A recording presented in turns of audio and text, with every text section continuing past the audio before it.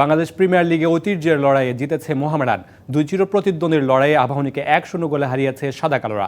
কুমিল্লার শহীদ ধীরেন্দ্রনাথ দত্ত স্টেডিয়ামে আবাহনীর বিপক্ষে একমাত্র গোলটি করেছেন সোলেমানে দিয়াবাতে।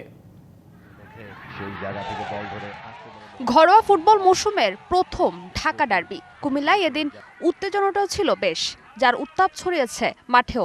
আক্রমণ পাল্টা আক্রমণে ম্যাচে টান টান উত্তেজনা থাকলেও কাঙ্ক্ষিত গোলের দেখা পাচ্ছিল না কোনো দল। তবে বিরতিতে যাওয়ার আগে চমক দেখিয়েছে সাদা কালো শিবির। প্রথমার্ধের যোগ করার সময়ে গোল করে মোহামেডান। গোলপোস্টের বাহির থেকে আবাহনীর গোলরক্ষককে ফাঁকি দিয়ে বল জালে জড়ান দিয়াবাতে। 1 গোলের লিড নিয়ে বিরতিতে যায় মোহামেডান। বিরতি থেকে ফিরে ম্যাচের সমতায় ফিরতে মরিয়া হয়ে পড়ে ঢাকা আবাহনী।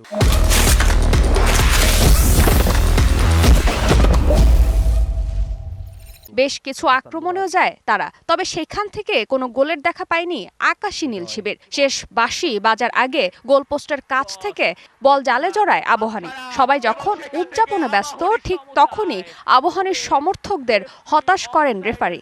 অফসাইডের কারণে বাদ দেওয়া হয় সে গোল। আর তাতে মৌসুমের প্রথম ঢাকা ডার্বিতে 1-0 গোলের জয় নিয়ে মাঠ ছাড়ে মোহামেডান। টানা 3 জয়ে 9 পয়েন্ট নিয়ে টেবিলের শীর্ষে আছে সাদা কালো শিবির। ফারজানা জাহান প্রিয়া, ডিবিসি নিউজ।